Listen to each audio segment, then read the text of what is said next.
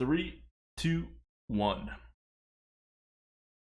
Welcome to the Lightforge. This is Adwicta.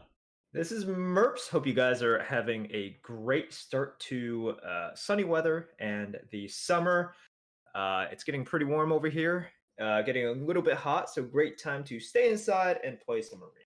Mm, definitely. Um, well, when it comes to the arena, the last 2 months, meaning May and April, have had one single leaderboard. And so let's start there because Blizzard released the leaderboards. Finally, it's getting close to the end of June, and we figure we'll talk about it. Um, it's now 30 runs still, but over the course of 2 months, and still a high score of 30 runs. So this leads to some interesting things that people can try. Yeah, definitely. This was one thing that Blizzard changed along with the rotation. So, we have rotating sets, this mix and matching of arena sets, but at the same time, Blizzard effectively extended the leaderboard because now you only have to do 30 runs in 2 months. And it means that we have more people competing, more people able to, um, spend the time necessary to do it. So, first of all, shout out to the top performers in NA and Europe. So, in NA, it is Jumi Twitch chat. with 9.73, which is insane. Huge lead over second place Pinata, 8.83. And in EU, we have Theodore B with 9.77. And second place is Zashiki with 9.33. First of all, insane averages Yeah. on both servers. And this is expected, right? You have a much longer period of time. And at the same time, you have different metas. So you can really sort of uh, find the specific meta within the 2 months that's most advantageous to you, and then just grind 30 runs in there. And then once the meta shifts, that opportunity is closed, right? Like if there was a time to take advantage of a class or take advantage of a playstyle, or if you specifically figure something out and you just pounded that one sort of playstyle, you can get a very, very high average. So congratulations to everyone who made it. And Now we it's can talk about. also just high roll, right? Like Yeah, it's also just you high have roll. twice as many run segments as you did before, no matter what your Hmm. average runs played is. And on top of that, the people who aren't in, right? Like, who are these number one people? Are they people that we've seen on the leaderboard before? I believe so. Yeah. Yeah, I believe Okay, so. never mind. But the people in the middle, a lot of them are names that I have definitely never seen before. Well, you also don't pay I attention look at the enough. leaderboard when it comes out. I don't trust your memory. Yeah, We that's see a fair. lot of repeat players. Okay, you are on there as well. So, Yeah, but I'm not really a uh, repeat player. I'm like never on the leaderboard, so I'm like a new player, right? I'm like no, a I'm new just saying player on these the are leaderboard. people that you would sort of expect to see. But you made it on there with 7.5, Yep. which puts you in like the 70s range. So congratulations there. So that's the And difference, right? That's the difference between, and it's 7.5 is kind of what you expect out of me when I'm not going for the leaderboard. It's what the Arena Coop gets approximately, right? Arena Coop strictly plays all classes evenly. I have a thumb on the scale. I probably won't play the worst class during those metas, but I play almost all the classes pretty evenly, and I will often avoid the top classes. So 7.5, like if I were betting how much I'd get in I think I had like 40 runs in my top 30 out of the 40 runs. 7.5 would be about it.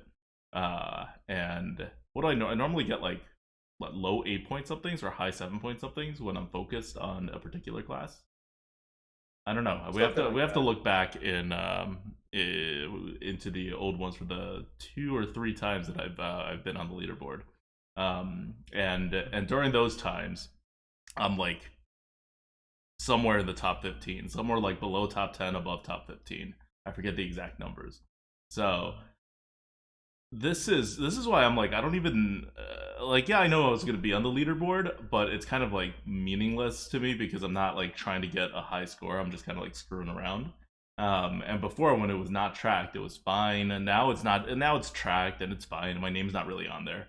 Um, but yeah, 7.5 is it's expected. I don't think I track seriously anymore even, so I don't even know my own average as it goes. But that kind of that tracks with what I expected to get. Yep. And let's talk about so this is the follow-up. This is the conclusion of the podcast with Shady Bunny, who you had on the Lightforge a few weeks ago, and you guys talked Mm. about the Twitch chat drafts. And I think everyone will be happy to know that Twitch chat made the leaderboards in the EU server, 73rd place. Twitch chat, congratulations. You can give yourself a round of applause with 7.97 average. Very good. Really, really high there. So I think, this was part of Shady Bunny's experiment. It's also just a fun thing for everyone involved to do. And Shady Bunny himself was like a little bit around there, right? Like he didn't take the leaderboards too seriously either after Twitch chat. He's also around like No, Shady got a flat 8.0 average, which put him at 67. And he was not really tryharding, mm-hmm. right? He said that he retired a couple of runs. He didn't always pick the best class. He did a bit of experimentation, Okay, but there's no way he retired runs in the middle of like the streak that ended up being that score, right? Like he well, retired he runs to said he like just no, played a lot, so his average could have been higher because that could have tanked like a better right, like a 30 better run. 30 like Mhm. segment, right? Yep. But yeah, but I just want to give a shout out to Twitch chat for being within 0.3 or 0.03, 0.3 or 0.03 of Shady's Oh, 03. actual like Mhm. record. So Shady trying with Twitch chat, I don't know, trying question mark on the drafts versus Shady drafting and experimenting and having fun normally. It's about the I same. know. I know.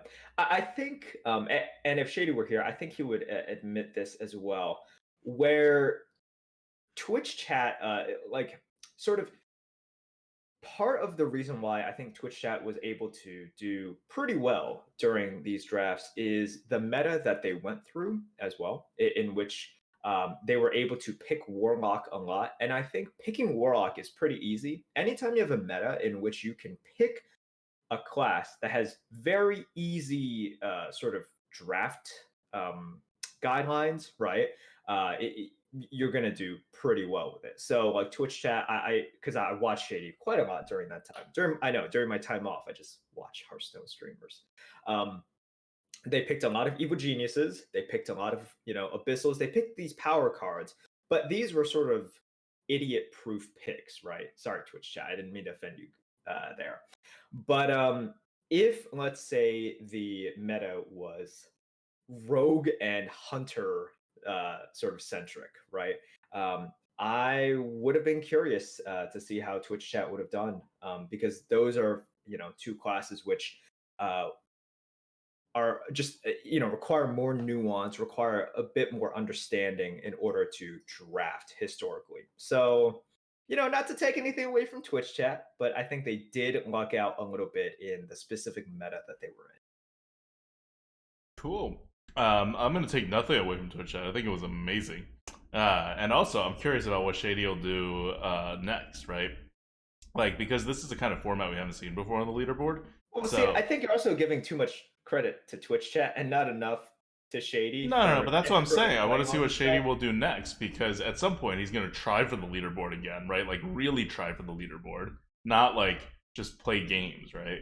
And at that point, we could see what Shady Bunny would do with Shady Bunny drafts, right? Rather than what Shady Bunny does with Twitch drafts. So that's the Well, differential that the draft makes. Because what you're we curious have. about is not like I don't know. What I'm curious about is how much difference does someone who is really good at drafting versus Twitch chat, who is not terrible at drafting. It's Shady Bunny's Twitch chat, but Well, I think every time Shady Bunny has actually tried, he's easily made the top 20 and then, like made the top 10 quite a few times as well. So So I think what? that's sort of what we should expect from him.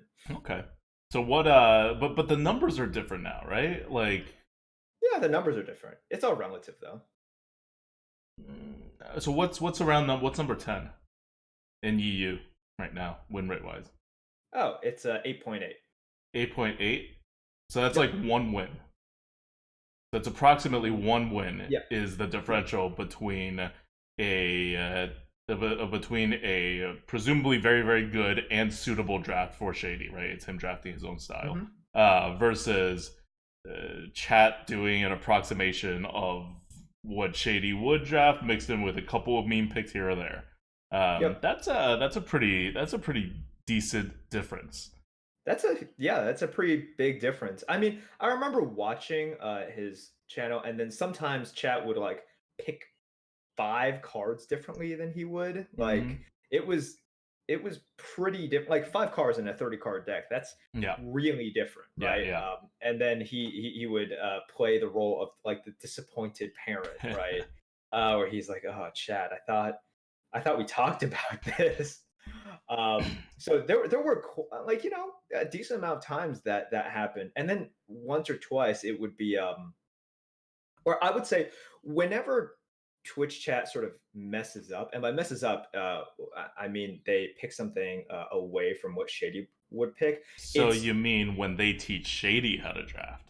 exactly, but whenever they pick away, it's typically about curve, right? It's typically, Hmm. like they want this value card, they want this cool card or something, and it's less about the consistency, which Right. you take away consistency, and that's quite dangerous for someone trying to go for the leaderboards, Yeah. For someone really because good, it's dangerous to lose yeah, consistency. Because you yep, get more bullshit losses from just like not hitting your curve, right? And your opponent does. And that was the time this experiment was done was in the early part of the last 2 months. So it was during that transition into the wild rotation meta, and with ROS coming in with a whole bunch of two drops anymore, where it was the first time that like Curvestone was kind of back again. Now, of course, we live and breathe Curvestone again. But during that time, that was the major transition, and it wasn't stark enough. I think that people like if you just drop people into this meta, within a week they're gonna be like, ah, crap, I need to draft very differently because they're just losing all the time the way they were drafting before. But in that one, you can still kind of hang on to old ways and just like suffer performance loss rather than be totally blown out, right? Like in this meta. So it's a adjustment period. yep. So lastly, I want to give a special shout out to Boozer as well, because Boozer went for triple leaderboards. He specifically targeted all 3 leaderboards and wanted to get 30 runs in all 3, and he made all 3. Congrats to Boozer. He got 13th in Asia with 8.1, 35th in EU with 8.3, and 56 in NA with 7.67. So So it's huge. confirmed, right? NA is the most challenging meta. Like how much more objective are you gonna get here? You have the same player, same skill, trying for the same thing, and you get these very different results. Asia's the easiest, EU's second, and NA right there at the top.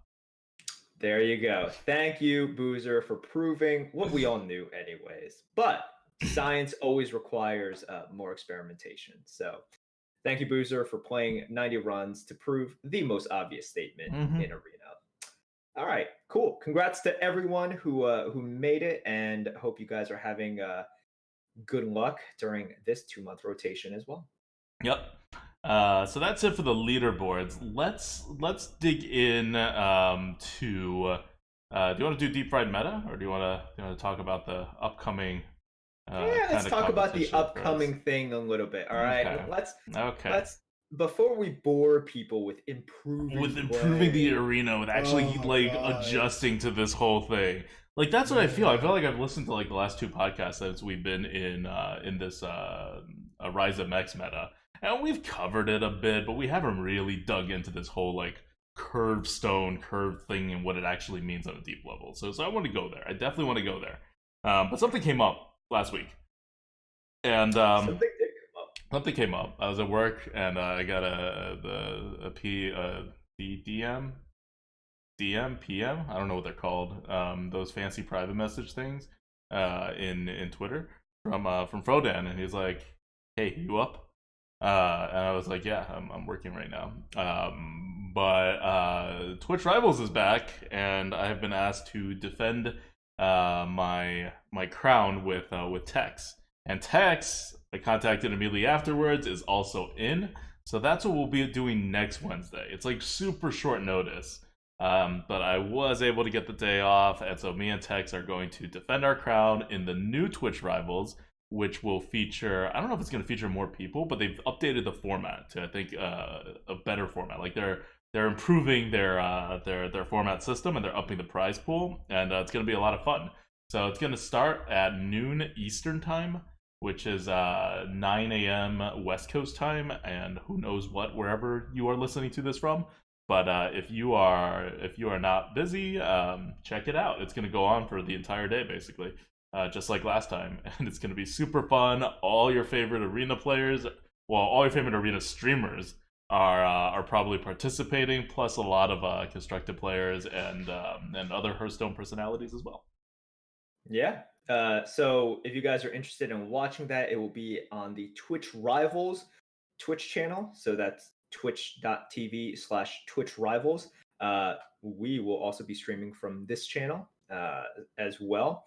And if you guys don't remember, the format is 20 teams. Each team is comprised of 2 players, and then they are doing 3 runs. And you are just combining the 6 runs that both players are going to do.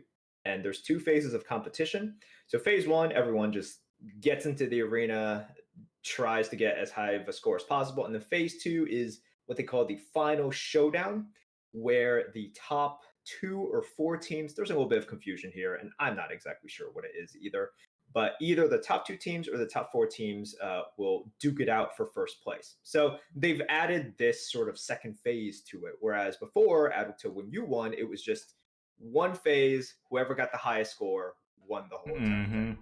Yep. Yep. So yeah, I think that's going to be more exciting at the end. Although last time was a really exciting finish too, with Tex going to the buzzer on that Hunter run. But because there's no buzzer anymore, I think you're going to see a lot less Hunters. Also, because Hunter is now the slowest class rather than the fastest class, you're going to see a lot less Hunters anyway. It's also the worst class besides Warrior, probably.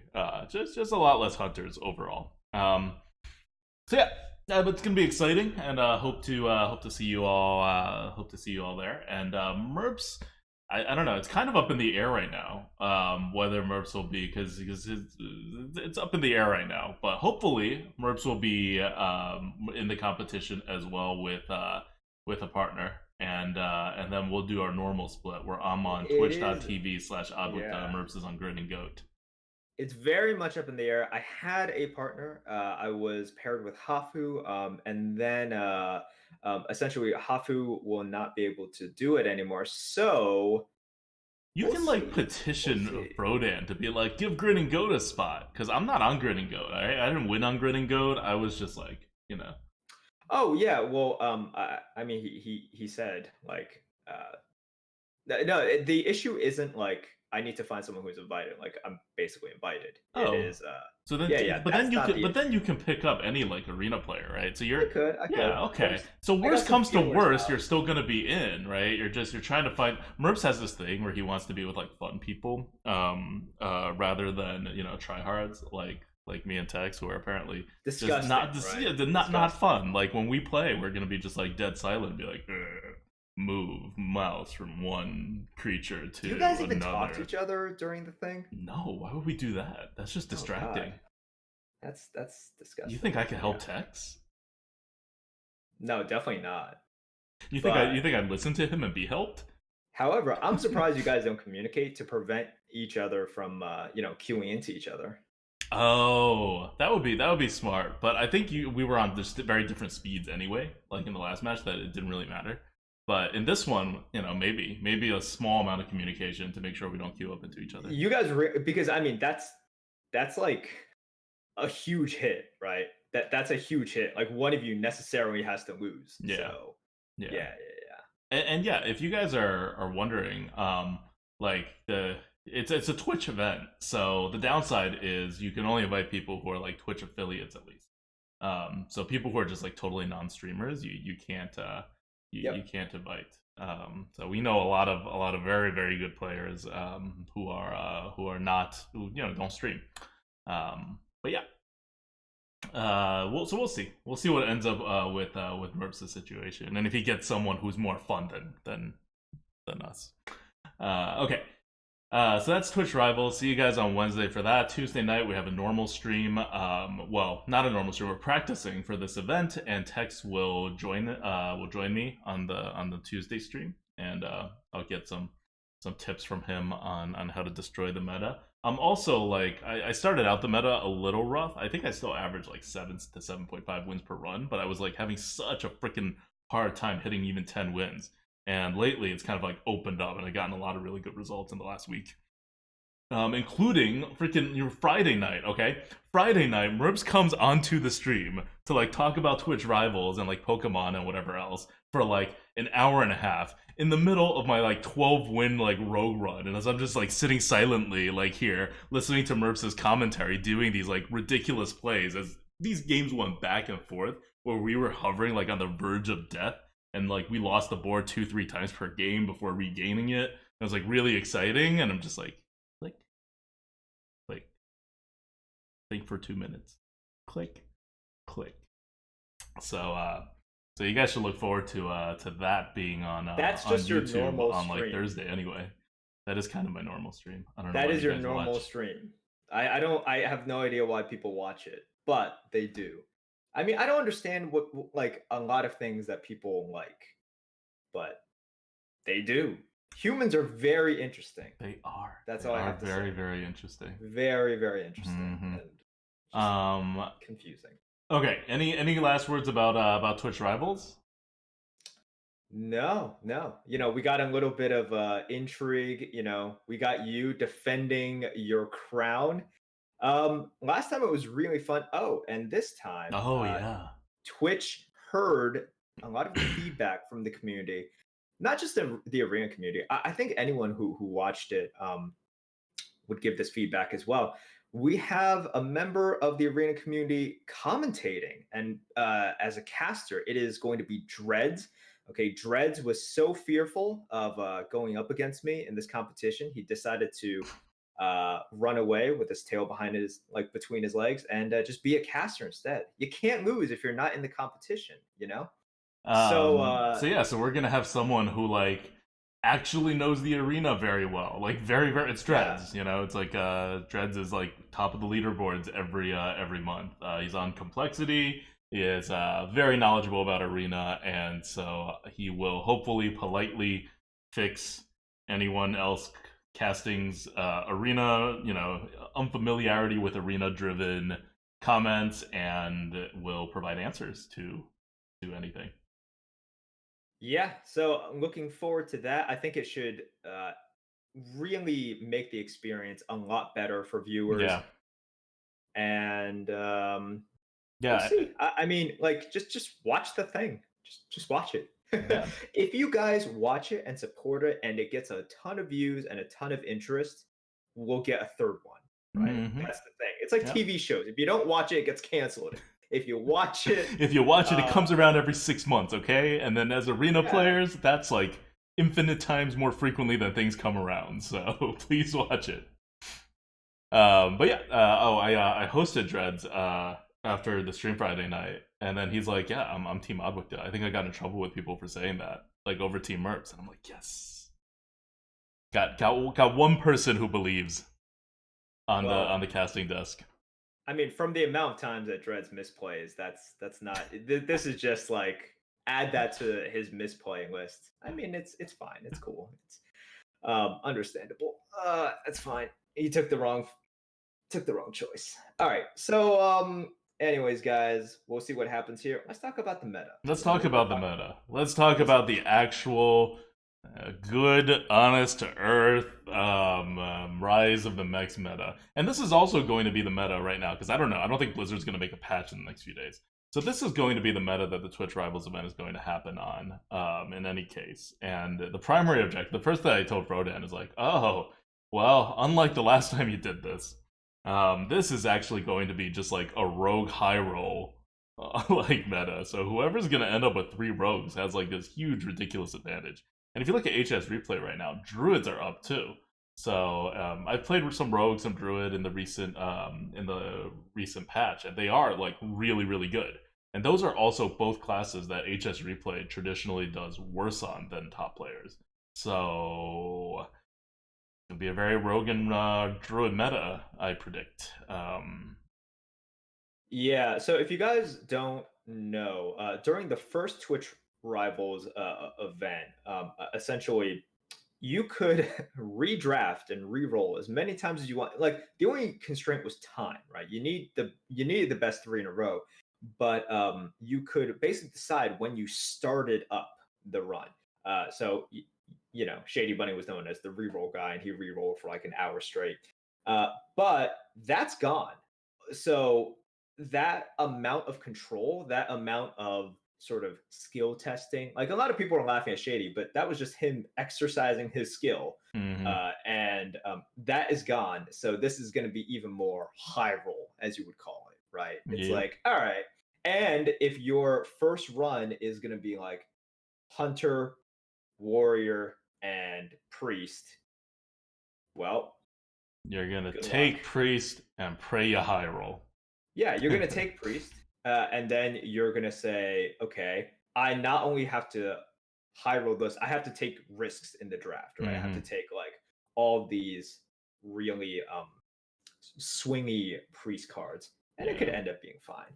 But yeah, as opposed to the guy who gets rogue or druid for their first run, you are clearly at a disadvantage. Yep. Yeah, I don't know. I might take warrior. I might take warrior if I was faced with that. I don't really want to play priest, and hunters are in such a weird place right now. Like, I think they're actually okay. You just actually like you're kind of forced to play late game, like slow mid range with them, and you're just screwed if your opponent is aggro. You have like no defenses whatsoever if your opponent is aggro. So it's kind of unstable. But yeah, but the bad classes are bad. Warriors like what 42% win rate. Yeah, it's 42.7%, What's Hunter right now? 44.3. Yeah, like we're not in a balanced meta. This is not even like sort of a balanced meta. It's a very unbalanced meta. And when you get to the top, you just see kind of rogues everywhere. And that's just where we are right now. Blizzard messed up the last round of micro adjusts, or like I don't know, they half messed it up. But that's like if they threw darts at the wall, they would have messed up approximately the same amount. Yeah. It was bad. It was some data issue somewhere. And we're going to do a competition for real money in this meta now. So that's going to be interesting. Right. But yeah, Because you always look at the delta between the top class and the worst class, and right now it's 12%, yeah, and that is not great. yeah. Like, and we're not just saying that's not great because we expect Blizzard to do better. That's like bad for Blizzard standards, right? Because we've been in a micro adjust world for the last like 2 years. We know what Blizzard can do with micro adjust. We know what happens when they succeed, and it's been failing for for the last few months, but this one in particular. At least it's not as bad as the opening shot to Rise of Shadows, right? That rogue meta would have made for a very laughable competition. So rogues are great now, but not as good as it was at that point. But I still see. I think like rogues still average more than one miscreants offered, or something like that in this new meta. The last 2 rogues I played, I was averaged 3. I was offered 3 altogether. Yeah, HS Replay says rogues get 1.2 copies of Miscreants. Come on, Yeah. Blizzard. You know you can't do that. Yep. Okay. Anyway, so if anybody's listening to this podcast who's going to be on Twitch Rivals, just like take Rogue. Like step 1, take Rogue. That's That's the best decision you can make that will affect probably your average win rate out of that more than anything else you do. But assuming you're like a good player overall, whether constructed or arena. Um, and with Rogue in particular, you can go aggressive. You can have 2 drops. You can not have 2 drops. I will say something like people are like, oh, it's Curvestone, right? You gotta have your 2s. You gotta have whatever's. And yeah, you do. But sometimes you don't. Like both of my 12-win runs in this meta so far, I've counted. I've had less than 5 2s in each of them. Um, and I haven't been playing like exactly a control game. It's always been like a mid-rangey slash late game, but not really control, kind of like hybrid style. Um, and it wasn't because I didn't want 2s; it was because I just wasn't offered enough 2s, and I didn't like want to give up really good resources just to like fill my 2 spots. And you can do that if you have board clears with taunt or heals, or you can do that if you have a lot of small removals, right? Like rogues are great for having small ping related removals.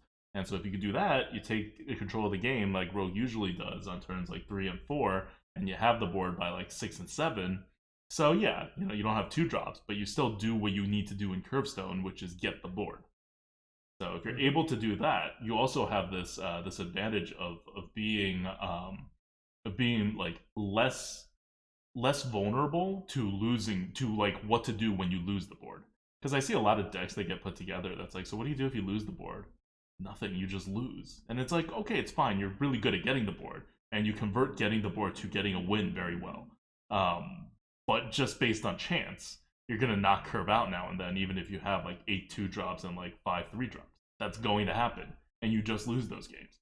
And there's going to be games where your opponent like Hagathas you twice, and you're going to lose those games, and that's fine. You don't need those to like get 12 or whatever, but it's swingy, right? And that's kind of the whole problem with this meta, and that's the problem with the old school metas, right? We've gotten so much more secure in our ability to play the game as having an impact on the result of the game since the GVG, the TGT days. Like, and just coming back to Rise of the Mechs, it just brings that home. Like, Blizzard design, even though they don't design anything specifically for the arena when it comes to the card pool, but they have learned about their game and they have pushed design, 2 steps forward, 1 step back, but generally in the right direction. And bring us back here, you feel it. Yeah, definitely. So this is one of those things that people have to adjust to really, really quickly. And it's one of those things that I think people don't pay attention to that often because we have these frequent adjustments, right? These micro adjusts, these class balances. And then I think people focus a lot more on these sort of more micro adjustments, right? Like taking away from the actual term, like micro adjustments that Blizzard does. I think people focus a lot more on that and less on these sort of, you know, just speed and curve adjustments that they necessarily have to make. So this is something I see on Arena HS and discussions that I see on forums and sometimes in channels as well, where people focus on it's like how much do I have to adjust to this one class being better, Yeah. and a lot less on the overall feel and the overall Mm-hmm. speed of how the game is supposed to be played nowadays. Yeah. How much do you have to adjust to Rogue being number 1 and by far the best class in the arena? Very little to none. Like, Hmm. maybe don't play Paladins, but Paladins are kind of weak anyway. Like, I know, they're number 3 on HS replay, but they're a weak class right now.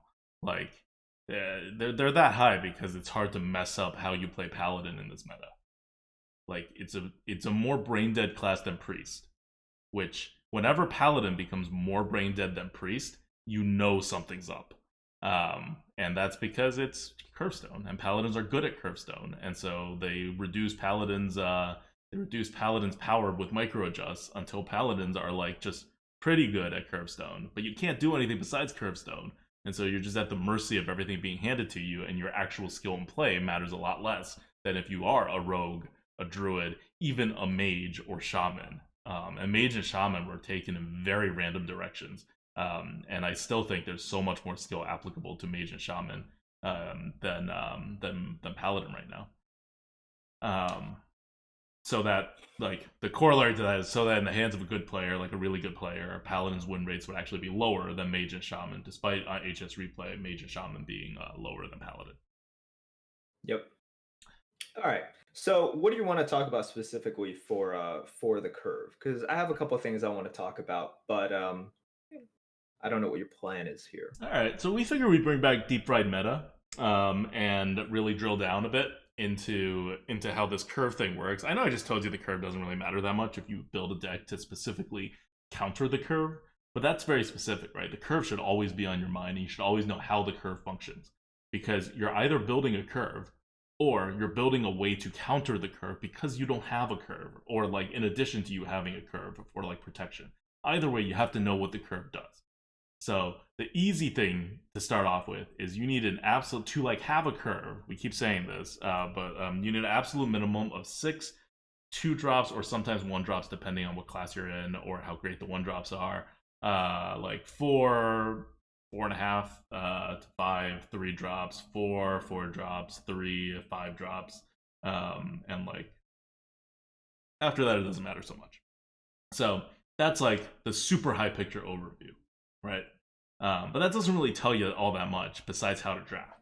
It doesn't tell you how to play, and more importantly, it doesn't tell you what you should expect when like things happen, right? What happens when you miss a curve, or even what happens when you're staying on curve and your opponents are also staying on curve. Like looking at the board, I always know with reasonable accuracy that unless something ridiculous happens, what's going to be the board state 2 turns from now if I continue to have my board, and what's going to be the situation 2 turns from now if I have the board and my opponent misses something, and what's the situation 2 turns from now if I miss something. Like let's say I don't have my next curve right now, so I should be preparing for the chance I don't top deck it, and my opponent does have the curve. And that is not like, oh, well, your opponent has an extra Yeti and you don't because you missed your 4 drop and he didn't. That's not the answer to that. So yeah, so what were you going to say about the curve? I'll come back to this. It gets a little technical. I'm going to kind of Sure. run Yeah, some numbers. and I'll add on to what you said. Essentially, when we have something that people like to call Curvestone, right? What people tend to associate that with is sort of it's like, oh, it's anyone's game. Uh, it doesn't really matter. It's just Curvestone, right? Like people use this term, it's just Curvestone, and Mm-hmm. then they take that one step further and they think that because it's like Curvestone, it's a lot more random. And their definition of random is just like, you never really know what's going to Yeah, happen. you But don't know actually, if you'll end up with the board or your opponent will end up with the board. You're both playing drops. right.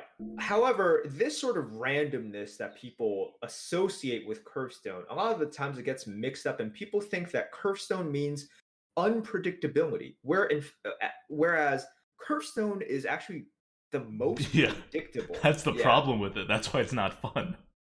it's the most predictable. Now, you can say it is more unpredictable in terms of sort of, class dynamics and predicting which class will win and who is going to win in any given game. That's fine, but in terms of predictability, from turn 1 to turn 2 to turn 3, you can predict that very, very well, right? So that is one essence of skill that you have to take advantage of. Like you have to be able to do these sort of predictions in order to succeed. And at the same time, because this is so important and because good players rely on this so well, anytime you have a card or cards or any opportunity to bust these expectations, it becomes so much stronger. And this is why, for example, like an Evolve Lackey or a Fel Reaver, these things are so, so, so good because they bust expectations in a meta in which, there's Yeah, and when you say necessarily not a lot expectations, of you mean fancy stuff. tempo expectations, because the curve stone Tempo is about tempo. expectations. Definitely, definitely. So an unconditional 5 mana 8/8. And when I mean unconditional, once again, some people are like, oh, but there's a condition on it. No, no, no, no. That's not a condition. Like it does you don't need to do anything to play a 5 mana 8/8, right? And then with the evolve lackeys as well, some one can value trade using their 3 drop, 4 drop, 5 drop, whatever, and then evolve it into something else and potentially high roll that. And suddenly, they just gained, let's say, +4 mana or +5 mana's worth of tempo. So these things become so much stronger whenever there is this sort of dynamic going on. So I just wanted to lay that out. This is sort of big picture wise how you should look at Curvestone and sort of these expectations that are in play in this sort of meta. Yep. Yeah, so that's kind of the basis of Hearthstone. And Curvestone, especially in the arena. The arena used to be all about this. This used to be, I want to say, 60%, 66% of how you would win and lose games. And it's been less so recently in the last couple years, but being back in it. Okay, so the first thing to understand about Curvestone is that no one's going face. Because you need to control the board, any percent chance that your opponent can buff something on the board and then eat one of your creatures or trade up is such a big liability on the board that you just want to proactively trade as a general rule of thumb. Now, as you become a better player, you will know when reasonable buffs don't matter. Usually it's like +2 attack onto something or a +1/+1 onto something. The old school cards are Shatter Sun Cleric and Dark Iron Dwarf, but now it gets a little more fancy, and you'll adjust based on your opponent's class and what they can possibly do. There's weird like weapons involved now and all that stuff. But generally, you could start taking more and more chances later. You can also take chances if it doesn't really matter too much what you do, because like you can't clear the opponent's board in a good way or whatever. So you might as well just go phase. Or if you have a sweeper like a consecration or like some kind of board clear. So that if your opponent does all the great trades, it doesn't matter anyway because you're just going to kill all their stuff anyway. Like, it doesn't matter if they have like 3 things at 2 health or 5 things at 2 health. They're all dead the next turn because you're going to consecrate. So you could go face there. Or you have a read that they have no buffs, right? Because you were forced into a situation in which they would have been good if they were able to buff the turn before, and they didn't, and it would have been really good, and so you can just assume they don't have buffs, and then you can get some face damage. But overall, your rule of thumb, generically, is to always be trading proactively, even if it's just a 2/3 into a 3/2, 3/2 into a 2/3, whatever. The second thing, the basis of Curvestone is to realize that if anything ever eats something else, so to eat something is like, I hit you, your minion dies, my minion stays alive with like 1 health or whatever. But whenever you eat something, because it's Curvestone, because you're playing 2/3 or 3/2, and then 3/4 or 4/3, and then 4/5 or 5/4, whenever you do happen to eat something, you're likely going to end up with 1 health on your remaining minion, or 2 health. So like half the time you end up with 1 health, the other half you end up with 2 health. If you end up with 2 health, you're generally okay-ish, except going back to 2 episodes ago when Merce was talking about the rock, paper, scissors of Hogsteed, the rocket thingy, Argent Horse Rider, right? Deal 2 damage, potentially swing the game so hard tempo-wise on the board in the early game. But that aside, 2 health is generally okay and safe. You'll hear us say this more than everyone else, and I don't know why. I just don't think people will have like adjusted to this the exact same way. But like the fear of these like deal 2 damage things is heavily overblown. Your 3/2s are still great. Keeping things at 2 health is still a good idea, because the alternative is usually keeping them at 1 health or to just do a trade and then have nothing extra on the board. And those are just both worse. Anyway, going back. On the other hand, if you have something with 1 health, which is also like an equally likely, if not more likely, scenario, like of you winning a trade, Mage, Druid, Rogue can wipe that away without giving anything up. So you have 2 damage, that's worth something like 2 mana on the board.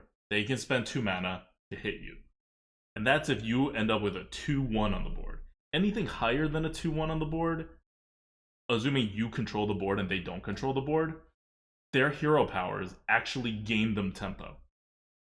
So if they kill a 3/1, if they kill a 4/1, 5/1, they're gaining so much tempo. This is true in every single meta, but in a Curvestone meta, these scenarios happen way more often because of how the structure of the stats are for playing creatures on Curve.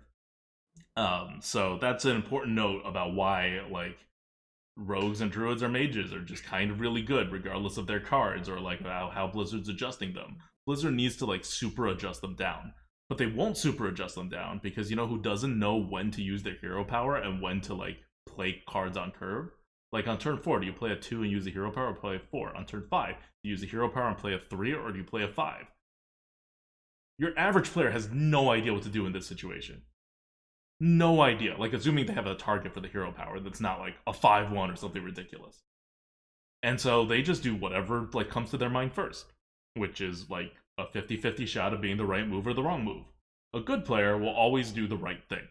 And that and how much that matters over the course of the game is so huge. So, no matter what happens with Blizzard's auto adjustments, Rogue is always going to be great. Druid's always going to be great. Mage is always going to be great because of how Blizzard does micro adjustments. And that's why. So it's important to understand not that like Rogue is good, but like what the effects are. Because now when you're setting up your board and you're making your trades, you should know what position you put your opponent in if you have something with 1 health. You should know what position your opponent has put you in if they leave something with 1 health. And if you're facing someone without a hero power ping, you're at such a massive advantage. Especially if you control the trades and can set stuff up with 1 health. You see me do this to Warlocks a lot. Because right now, Warlocks have 2 things that deal 1 damage. One is Mortal Coil, which, who cares? And the other one is Dread Inferno, which wins games. And I literally, because of the offering rate of Dread Inferno, and it's bucketed correctly, and people just like don't pick it whenever it's offered for some weird reason, even though it's like one of the most amazing Warlock cards in this meta. I never play around Dread Inferno. I just leave multiple stuff with 1 health. Why? Not because I know they don't have Dread Inferno. I can't get a read on whether they have Dread Inferno or not going into turn 6.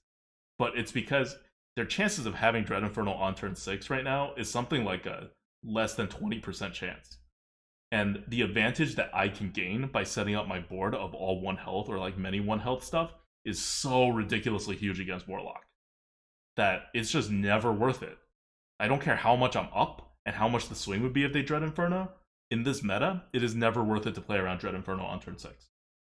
Unless your choice is actually equal. Like, you can set your board up to have like a 2-3 or a 4, like a 2-3 or a 4-1. Right? In that case, I'm like, I don't know, maybe it's worth it like that or whatever. But if it's a choice between trading up or trading and I eat something and then I get a 4-1 minion, I'm always going to take the extra 4-1 minion. And I'm going to play into it with more 1 health minions if I need to. Just an example of the like knowing what you're facing up against. It's kind of feels kind of bad to beat up on Warlocks. They're in a pretty bad spot right now.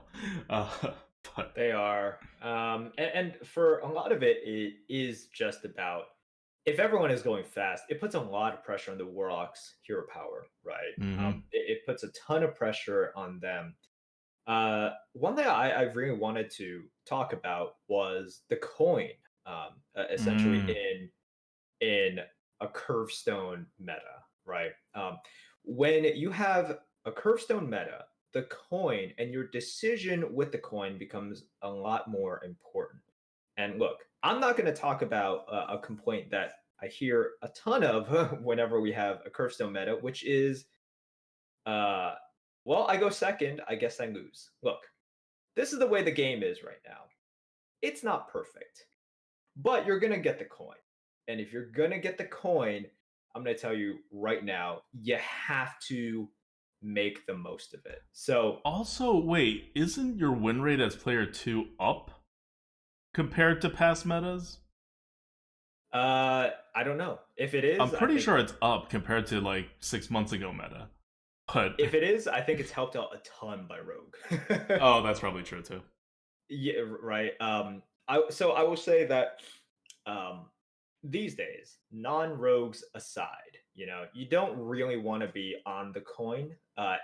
But what you have to do if it is a faster meta, if it's a curve stone meta, you need to carefully think about what you want to do with the coin. You need to mulligan whenever you use the coin, it has to make more of an impact than your use of the coin in sort of previous metas. Now, what does that mean? It doesn't just mean the overall impact has to be bigger, it has to be bigger earlier.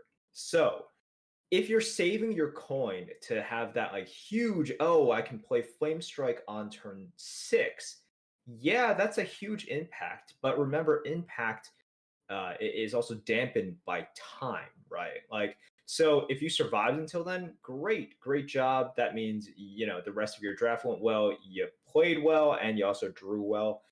But what you have to think about is like your impact has to be bigger with the coin on the turn that it comes out, given the time that you spent to use the coin as well. This Mm. is how you should think about the coin every single time, by the way. But if you're not, start thinking about it now because this is vitally important. Okay. So if you're still in the camp in which is like, player two, such a huge disadvantage, or like, this sucks. Like I'm losing, so much mana over the span of the game. Yeah, you are, but we're not changing the game anytime soon. So live with it, right? And when you do have the coin, really think about how you're going to mulligan and how you're going to use it because unfortunately, it plays a much bigger role than in previous metas. Yep. Yeah. Like, I don't know. When it comes to coin usage, I just see so many wrong coin usages from my opponents at like Oh very yeah. high win rates that I mean, it's complicated. It's complicated. You talk about like Rogue being good with the coin. It's the most complicated with Rogue. Um, I feel like I do coins a lot differently than a lot of people a lot of the times. And I don't know. I believe in the way that I do it, which is a lot more risky. Just because you're player two, right? You're disadvantaged. And what do we know about being disadvantaged? You have to take more risk the more disadvantaged you are. You have to be safer the more advantaged you are. So if player two is worse off than player one, then you start off being more risky by whatever percent you are like disfavored. So if you think you're 5% disfavored as player two, you're 5% more, well, you're 10% more. So it depends. Okay, so if the delta of win rate you think is 5%, then you're 5% more risky. If the delta of the win rate is 10%, like 55-45, then you got to be 10% more risky, and you got to factor that into how you play as player two or player. And the easiest way to do that is to risk it on the coin. Like you'll actually see me, depending on how good I think my deck is and how good like how high I am at the win rates. Like I'll coin out a 2-drop with no follow up sometimes, and that's because I think it's the right decision. I think my hero power may be relevant in a high enough percent of times that I'm not like totally busted if I don't top deck a 2-drop. And I also have like 7 2-drops in my deck on like 20 cards at that point or something. So that's not a terrible odds to draw a 2-drop. Anyway, going back to the board, and if you're both playing Curvestone right, then you're both trading very heavily. And if you're both trading very heavily, what that means is you have a lot of health. You have a lot of health because no one's hitting you to the face. What do you do with that health? You can sit on it and do nothing with it, but then you're wasting a resource, right? Your own health is a resource, just like cards in your deck that you can mill is a resource if you get something out of it. Just like everything's a resource in the game, right? And so if you're not using it, like your massive health pool that your opponent's not touching, it really pays to use it yourself. Like, I throw my dagger into like 8 ones, like if I need to save like a 2/2 on the board. Why? I don't know. Sometimes I get into these situations and I'm like, why do I have 28 health? Like, what's that doing for me at this point? All right, let's give me a little more chance on the board. Because when you're on the board in the Curvestone meta, where opponents have fewer spells, and you have a lot of like snowball-y kind of effects just built into everyone's decks, you want to be the one snowballing. You don't want to be the one snowballed on, and you want to do what it takes to prevent that. Also, your opponent can't do much to your face if you're snowballing on them. Like, because that's how decks are structured these days.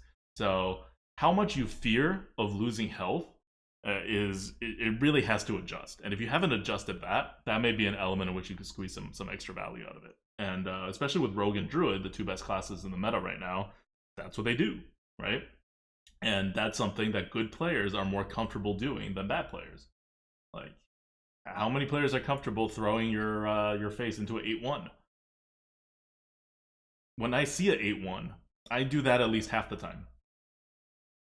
And I'm pretty sure that if you talk to the average player and they have the choice of throwing a 2-2 in, they're going to throw the 2-2 in like 80-90% of the time. That's not right.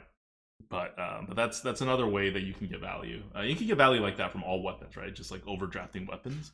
Not that you can overdraft weapons. Weapons are just that good. But with Rogue and Druid, there's an easily built-in way for you to use up your life. And also, you should be less afraid, right, that they're gonna all of a sudden turn around and get lethal on you, unless it's Savage or Bloodlust. Yep. So I think that's where we're also in that I think that's an interesting example because it's not such a clear-cut case. But I do agree. I think most people would be very fearful of taking that damage. But it's And just I don't like know. it's the board, right? You're trying to protect the board. We all know how important the board is, and then you're not willing to pay the price to keep the board or to like have an additional chance of keeping the board. But like if you lose the board, you're gonna lose. You know you're gonna lose. On the other hand, if you have 8 health left instead of 16, what are the chances you're gonna lose because of that? Very, very, very, very tiny if you have the board. So what are you afraid of? Like just the number going down? Because in the past that number going down is kind of scary actually. It's an adjustment in thinking. And it's also like, if you remember from back in the classic days, people did not care about putting their face into things. Like, people really just put their face into everything. And then sometime when Blizzard made the game better and more dynamic, we started caring like a little bit more about our face and protecting ourselves from damage. And that's a good thing for the game and the complexity of the game. But that's not where the game is right now. The game is back to the basics, back to Curvestone. So you gotta think like Curvestone. You gotta recognize the effects of Curvestone. Notice how we haven't really like when we talk about the curve, a lot of people like to talk about like, oh, when a 3-3 trades into a 4-4, and we've talked about that like, before, in whatever. And it's useful if you have a general idea of what happens when a 3-4 hits a 3-4, or a 3-4 hits a 3-2, or a 3-4 hits a 2-3, and all that stuff. And that's what people think of when they think of Curvestone. But you can really go big picture with it and get what you need out of it, because it's about expectations.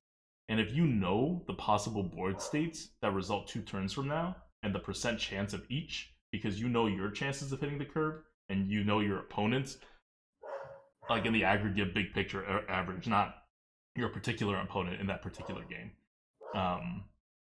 So if you know about that, then you have the advantage. And your opponent's probably not thinking on that level. Yeah, I mean, a lot of this is look, it's going to be game specific, it's going to be situation specific, but these are the kind of things you should be thinking about because if all you think about is like to vomit out stuff and then you're averaging like 4 or 5 wins and you're like, well, I don't really get it. It's because you're missing these sort of nuances, all the things that Advita and I are talking about, and a lot of it really just comes down to these small things, right? It's like what I was talking about with Overwatch positioning. It's like people focus a lot on aim and like character picks, right? It's like, oh, this counters that, and like like we needed an Anna there, but a lot of people don't like think about the nuances of like positioning, which is really the most important thing. So this is sort of like the positioning, right? Which is very different from actual positioning in Hearthstone, which I know you don't Which is care useless. about. Which is useless. Oh my god, since freaking Piloted Shredder has come back into the game, every single time I play it, people are like, wait, that should have gone in the middle. I actually lost the game because of this. But that should have gone in the middle, right? Because potentially Direwolf Alpha. And I'm like, yes, and the 0.1% chance in which the situation resolves exactly. But really, I'm not thinking about that. I'm thinking of bigger things. And then I lost the game because of it. I look like an idiot. 0.1 is not. It's not 0. It's gonna happen. 0. Yeah. You play 1,000 games with it, it's gonna happen once on average. Yeah. So that's the curve in a big picture sense. If you don't know how to play the game at all and you listen to that, you would have gotten nothing out of it. But presumably you have like some foundation of how to play the game, and it's either just, I want to say outdated, but just like anachronistic, right? It's not outdated, it's future dated. You're in a more advanced meta the way you're thinking about the game. You got to pull it back into a more basic meta with more inefficiencies that you have to exploit, right? Like the basic inefficiency I don't see people exploiting enough is like, I know my opponent doesn't have a 2-drop. So 1, I'm ahead. 2, I can make a trade onto their turn 4 which leaves me with something with 1 health. I do it because my opponent can't ping, because they don't have a 2-drop on turn 4. So they're extra screwed. Like, you just push that advantage, and that gets your win rate from like 75% in that game because you have the board and your opponent missed the 2-drop to like 95 because then they also missed their 4-drop because they needed to ping, or they gave you an extra 3-1 on the board or whatever. Like, it's just ridiculous swings like that I don't know if it's like great for the game or whatever, but it's definitely something that people who were in Classic really paid attention to, and people now don't pay as much attention to that, and it wins games. Yep. All right. So hopefully you guys are still awake after all of that, listening in. All right. Did you want to say anything more about the curve? Nope, that's it. Deep fried meta. Figure we get back to it. I don't know if we'll do one next week, but if we don't, we'll do one the week after that until we have a new expansion to talk about. Just going into like the old stuff, right? The stuff that affected the classic meta that I feel like a lot of people have forgotten or were never, they were never in the classic meta, so they just didn't appreciate, or they didn't need to appreciate it at a level that the rest of us can fondly or not so fondly remember. All right. So let's end this with a question from the GOAT. It's not really a question. I mean, I could form it in the phrase or in the form of a question, but just wanted to let you guys know that I am currently working on a project. It was delayed a little bit by work and also this announcement of Twitch Rivals, and then I was doing a little bit of prep for that. But I will be making a YouTube video series to just talk about the foundational skills and basics needed to not only enter the arena, but succeed in the arena. I've mapped it out, I've outlined it. My aim is for this 6 or 7 part video series to be approximately like an hour and 15 minutes. So like 3 hours and 40 look forward minutes. to the 10-hour video. Look forward to the 50-part 10-hour video in which I ramble on about that time in 3rd grade in the playground where I fell from the monkey bars. And that's a perfect analogy for value trading. Mm-hmm, all right. Mm-hmm. But yeah, I'm making this just because I see a lot of posts where someone asks, how do I get into arena? And the arena these days is pretty hard to get into. Not only just because the level of competition is higher, but because we have all these unwritten rules, which make kind of no sense, right? Now, the video I'm making is not going to be meta specific. I want this to be as timeless as possible. But whenever someone asks that, I think the first response is always, hey, you should watch streamers. And while that is helpful, I find that there is a huge gap between someone just entering the arena scene and starting to watch streamers versus like them actually building a good foundation and then going to watch streamers. And I think that there's just not enough resources for starting players, and not just starting players. I think if you're averaging like 4 or 5 wins, you can still take a lot from it. And even if you are like soft infinite, I think the video I make about turn planning, for example, could be extremely, extremely helpful. So anyways, that's where we're at. I'm still working on it. There's no specific ETA. I hope to be done with it very soon. But check that out when it does come out, and I will obviously let you guys know on the podcast when it does come out. Awesome stuff. Looking forward to it. There's really a lack of intro to arena materials. It's very sad. Anyway, we wrote card good bad here because we want to get back into it. So I'm just do a really quick card good bad. This is Mukla's Champion. We rated a 126. Oh, by the way, we updated the Lightforge tier list for one final time before the next set comes out. Fixed a couple little things. We missed a tag on Snow Chugger and on Mech Warper where they weren't counting as mechs themselves. So they got 7 points each. That mattered.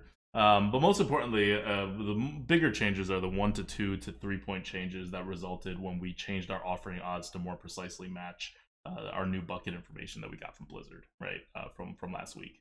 So that affected everything, but just by like 1 to 2 whatever point. And we made Inspire a little more accurate, which means it got worse. It was somehow missing. I mean, it was missing it because we didn't care enough to put it on there. But it was missing the RNG penalty that other RNG things got, and it was instead like calculating precisely what your chances were to actually get the thing, which is not how RNG works, because of planning and turn planning and all that stuff. Anyway, Mookless Champion is an Inspire card. It is a 5 mana 4/3 that if you use your hero power, gives everything else on your side of the board +1/+1. So it's a 7 mana card basically. You don't want to play it by itself. You need at least one thing on the board to play it, and then it'll be kind of useful.